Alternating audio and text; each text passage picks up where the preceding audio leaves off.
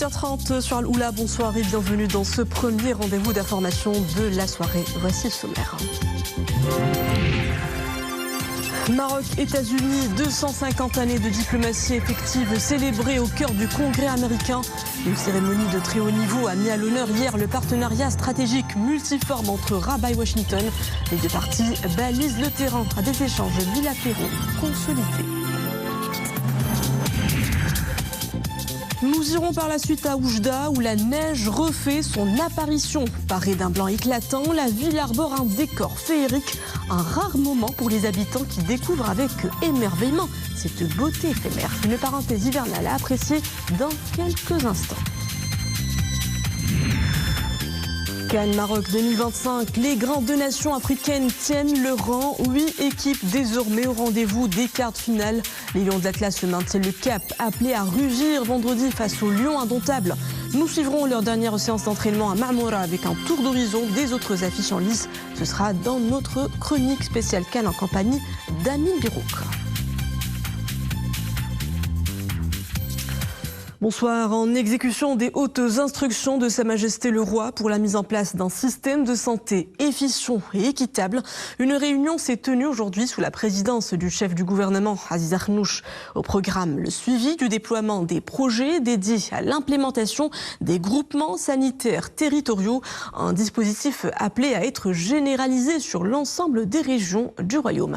La réunion a été également consacrée au suivi des chantiers de construction de nouvelles infrastructures de santé. Écoutons les précisions du ministre de la Santé et de la Protection sociale, Amin Tahraoui.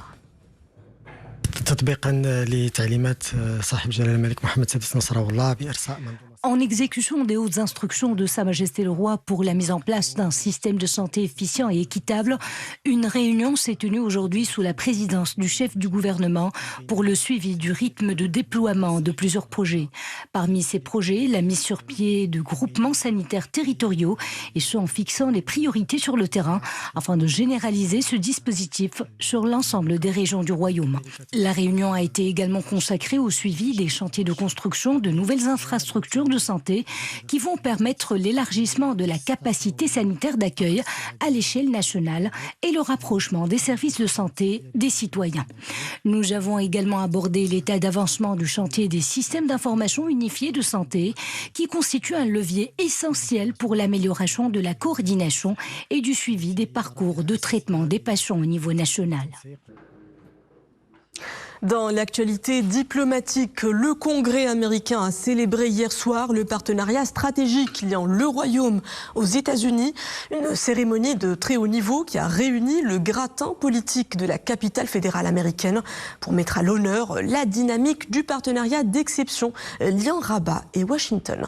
Un partenariat ancré dans une histoire diplomatique vieille de 250 ans, mais aussi projeté vers des perspectives économiques partagées. Le Maroc étant le seul pays africain à avoir conclu un accord de libre-échange avec les États-Unis. Le Congrès américain, temple de la démocratie américaine, célèbre 250 années de diplomatie effective et d'amitié entre le Royaume du Maroc et les États-Unis. La fine fleur du Gotha politique de la capitale fédérale américaine est ici rassemblée pour un honneur rare accordé à un partenaire étranger.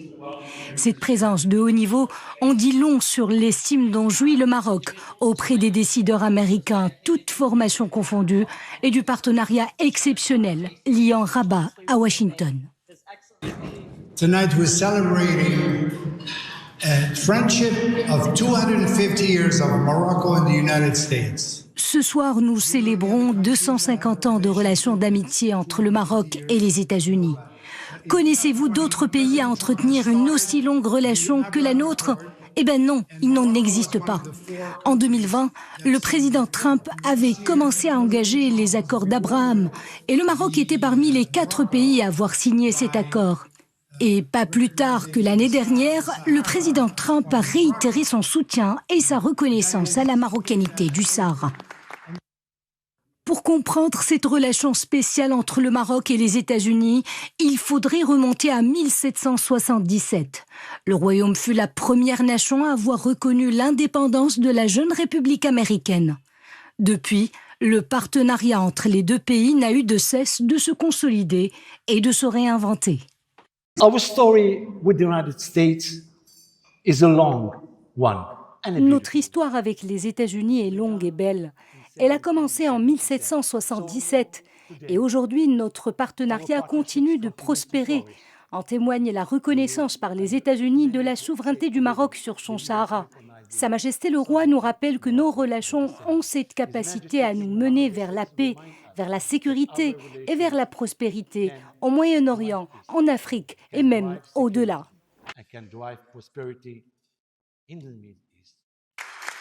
Rabat et Washington se projettent aujourd'hui dans une belle dynamique, portée par des réalisations conjointes qui augurent d'un avenir partenarial prometteur. On enchaîne avec cette alerte météo. La vague de froid sévit toujours dans plusieurs provinces du royaume avec de nouvelles chutes de neige attendues ce soir et jusqu'à demain matin sur les hauteurs au-delà de 900 mètres. C'est le cas à Taza, Chichawa, Figuig, Driouch, Jrada, Taourir, Sfro, Hossima, Gersif, Berkane et Oujdan Gad. Le mercure poursuit donc sa chute, moins 13 degrés prévus jusqu'à jeudi dans les provinces de Tinrir, El Haouz, Azilal, Bnimlal, également du côté d'Ifren, Midelt et Boulman. Et le temps continuera d'être tout aussi glacial cette semaine à Jrada, Taourir, Nefra, Sfro, Hossima, Gersif, Taza, Chefchaouen, Figuig, Chichawa, Taroudant et Ouarzazat avec des températures comprises entre moins 6 et 0 degrés.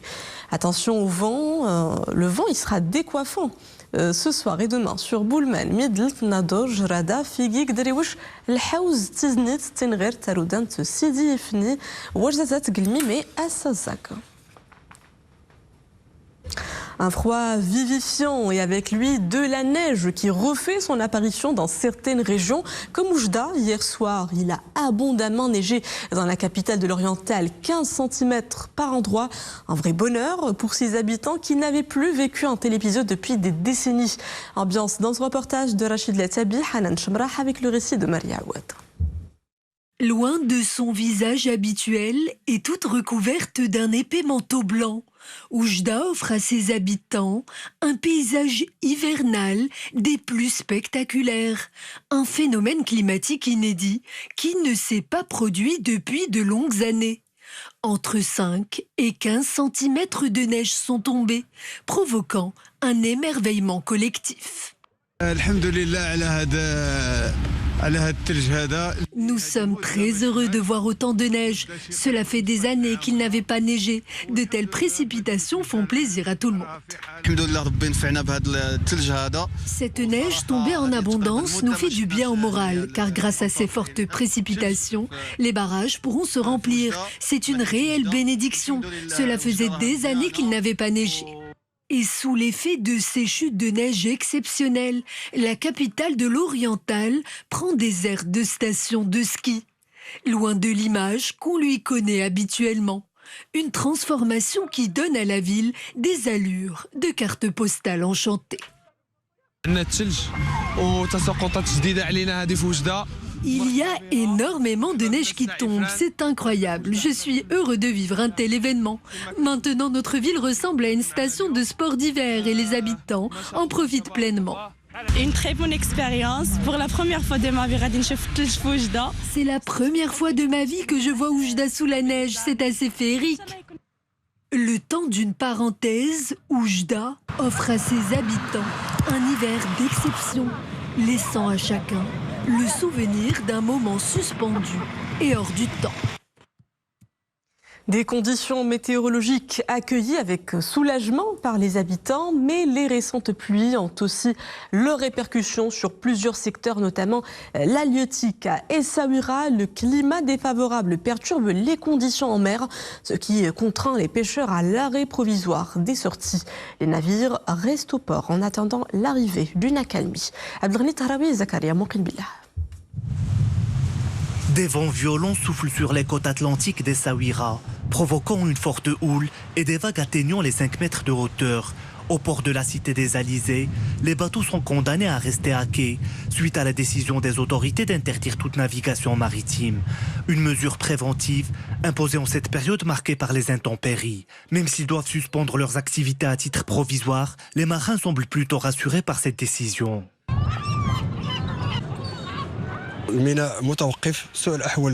L'activité de pêche est à l'arrêt suite à la détérioration des conditions climatiques. Heureusement, les moyens technologiques sont suffisamment développés pour nous renseigner sur le temps où nous pouvons reprendre le large ou pas. Les informations météo nous sont indispensables. C'est l'un des éléments essentiels de notre profession.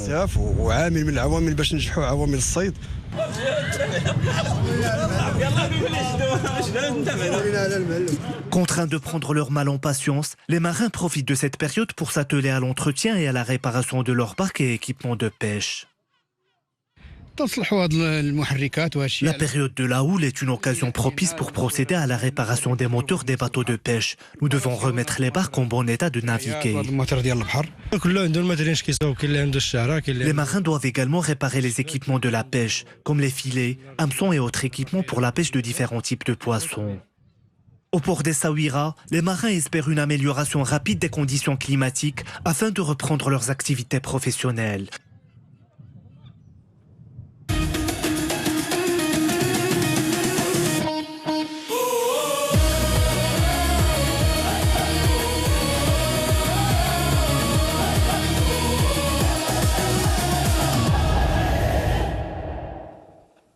Et comme tous les soirs, on vous fait vivre les temps forts de la CAN 2025. Une CAN à domicile qui entre dans une phase ultra décisive, celle des quarts de finale. On connaît désormais les 8 équipes en lice pour ce prochain tour qui débutera vendredi.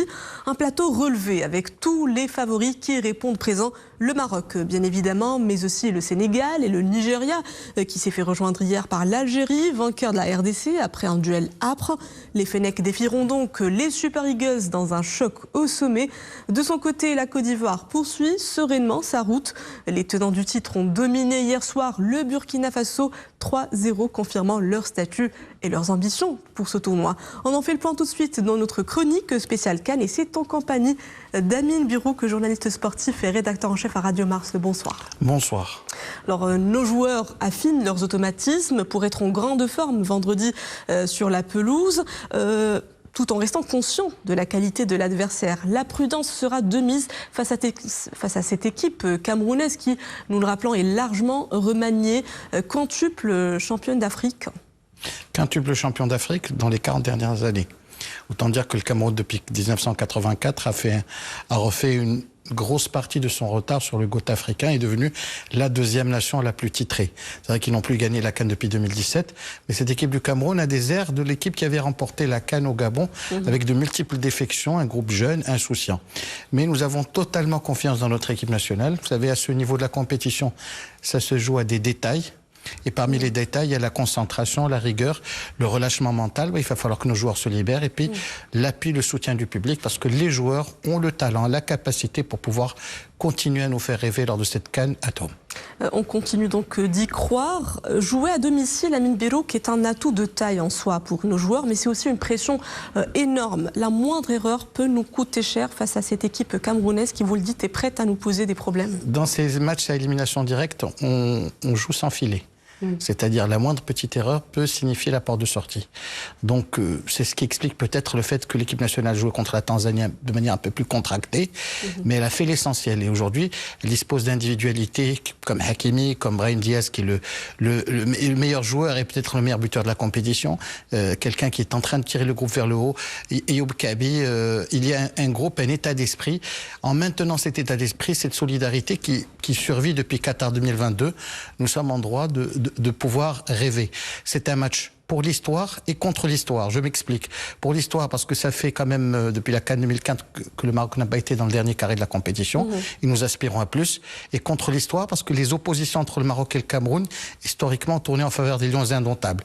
Il y a le précédent des émetteurs de la Coupe du Monde 82, la demi-finale à Casablanca de la CAN 88, mais ça, c'est une autre histoire.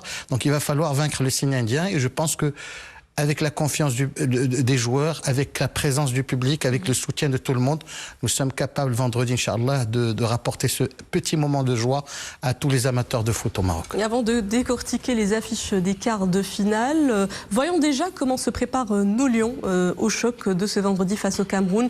Moins de 2 jours seulement nous séparent de ce nouveau tour. Après récupération, les Lions de l'Atlas semblent avoir repris du poil de la bête. Regardez ces images à Mamora, où le groupe enchaîne les séances d'entraînement, un groupe complet qui retrouve sa fraîcheur physique. Au menu donc de cette 3e séance, concentration, technique et préparation mentale, un triptyque indispensable pour aborder un match aussi décisif.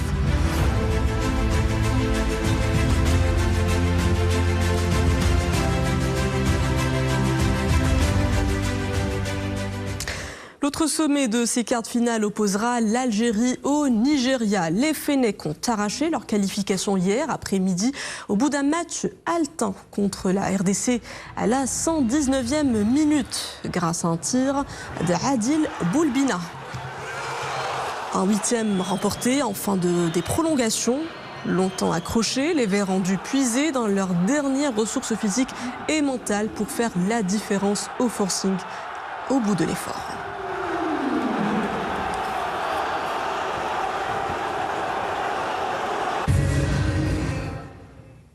Ami Birouk, c'était un sacré combat pour l'Algérie hier après-midi qui n'a su créer l'avantage qu'aux derniers instants du match. Quels enseignements en tirer pour la suite du tournoi face à des Super Eagles qui ne laissent aucune place au doute? Nous avons une opposition de style et un classique de la phase finale de la Coupe d'Afrique des Nations. C'est des pays qui ont l'habitude de se retrouver. Ils se sont affrontés en 2 finales.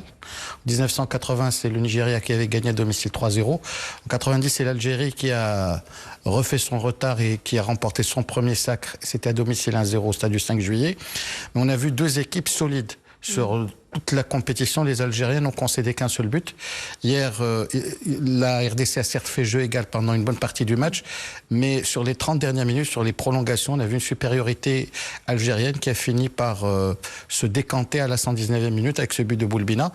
Donc, mais en face, il y a le rouleau compresseur nigérian. On les a vus fringants déjà au premier tour, notamment lors du match face à la Tunisie.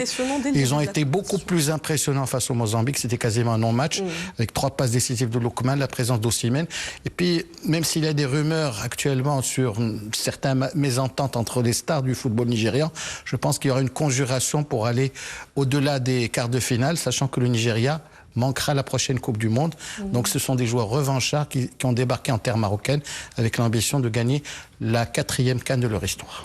Et puis nous avons la dernière nation à rejoindre ces quarts de finale. Les Ivoiriens ont battu sereinement hier soir le Burkina Faso 3-0, un succès net et sans bavure des tenants du titre et qui ont dominé la rencontre de bout en bout. Les éléphants seront bien au rendez-vous des quarts et affronteront donc l'Égypte.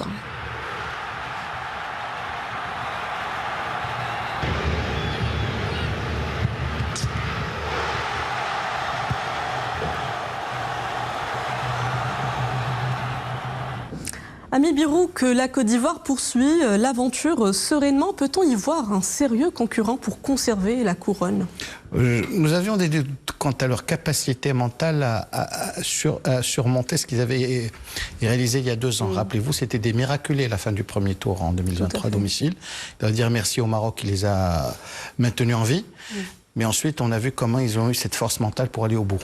Aujourd'hui, avec un groupe légèrement remanié, ils sont en train de tenir leur rang. En gagnant le premier tour aisément, 7 points sur 9 possibles, en dominant les cousins burkinabés 3-0 lors d'un match à sens unique. Maintenant, c'est un affrontement face à l'Égypte et les face-to-face entre les 2 pays ont toujours tourné quasiment à l'avantage d'Égypte en phase finale de la CAN. Les Égyptiens, on les a vus aussi solides. Donc c'est une rencontre qui s'annonce très équilibrée, qui se jouera sur des petits détails pour le plus grand bonheur du public gadiri qui fermera ou qui refermera le volet consacré à la CAN, puisque c'est le dernier match au Grand Stade d'Agadir, avec ce classique du football africain, Inch'Allah. Et donc la bataille pour ce dernier carré potentiel s'annonce intense. En voulait des grandes affiches, on a été bien servi. On a 7 champions d'Afrique sur 8. Et jamais ces 7 sélections ne se sont retrouvées ensemble à ce stade de la compétition. Ça en dit long sur cette CAN qui est la CAN des records. On est quasiment à 11 buts du record de la précédente édition, il reste 8 matchs. On frôle le million de spectateurs et on va dépasser je dirais cette statistique à partir du match Maroc-Cameroun, Inch'Allah. Et nous sommes aujourd'hui capables de relever le défi. Le Maroc va réussir, Inch'Allah, 2 défis. Je l'espère. Celui de l'organisation, je pense que c'est déjà acquis. Et aujourd'hui, la presse nationale et internationale fait l'éloge de la qualité des infrastructures, de la réception de l'organisation. Il faudra maintenant réussir la deuxième partie du contrat. C'est gagner la CAN, Inch'Allah. Et s'il y a bien un adversaire à vaincre dans cette CAN, c'est bien le Maroc.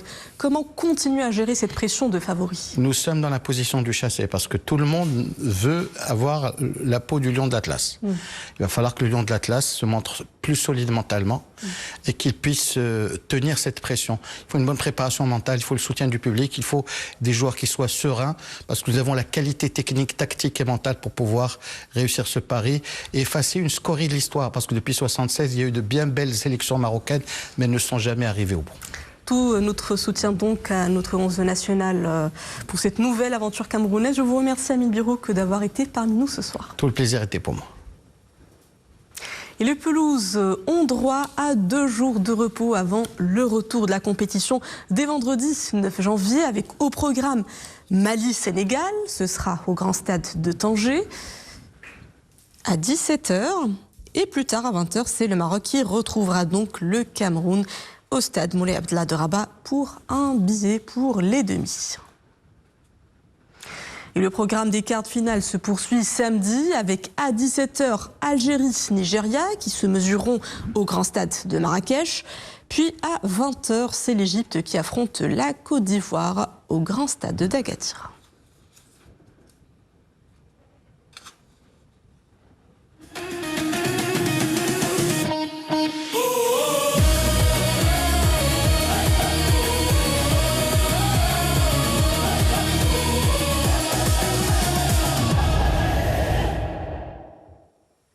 Parlons archéologie à présent. Des fossiles découverts à Jebel Iroud au Maroc, récemment datés de 773 000 ans, renforcent l'hypothèse d'une origine africaine d'Homo sapiens. C'est ce que démontre une étude parue dans la revue Nature. Le matériel étudié comprend plusieurs mandibules humaines, dont celle de 2 adultes et d'un enfant, mais aussi des restes dentaires et post-crâniens. Grâce à une datation précise fondée sur l'enregistrement du champ magnétique terrestre, ces restes peuvent être remplacés avec une grande fiabilité chronologique dans l'histoire ancienne des populations humaines d'Afrique.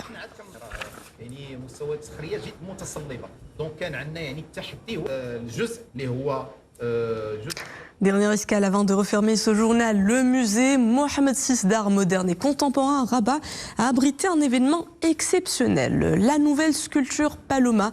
Elle a été dévoilée sur le parvis du musée, une œuvre majestueuse en granit conçue par les artistes Ben et Yannick Jacobert. Abdelrahim Benchiri, Hanan Chamrah et le récit de Maria Ouad. Sculpté dans le granit et conçu par Ben et Yannick Jacobert, Paloma, la colombe de la paix, s'expose au regard de tous, au cœur de Rabat, ville lumière, symbole de paix et de fraternité. Cette sculpture rappelle l'importance du vivre ensemble, tout en créant un dialogue artistique avec les autres sculptures du parvis. J'ai le grand plaisir, sous un beau soleil revenu, d'inaugurer une sculpture de Ben et Yann Jacobert, qui sont des artistes franco-espagnols. Et donc une sculpture qui s'appelle la Paloma, autrement dit la colombe, symbole de paix et d'entente cordiale entre les peuples, qui, je trouve, est un beau symbole du geste d'amitié et de fidélité que nous offrons à ce beau musée de Rabat.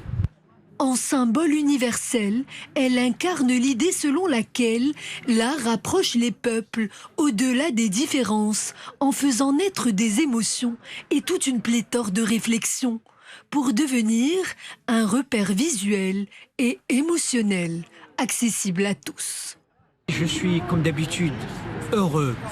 Heureux parce que c'est un moment extraordinaire de mettre cette colombe là, symbolisant la paix, symbolisant la fraternité, symbolisant l'amitié et la compréhension entre les peuples.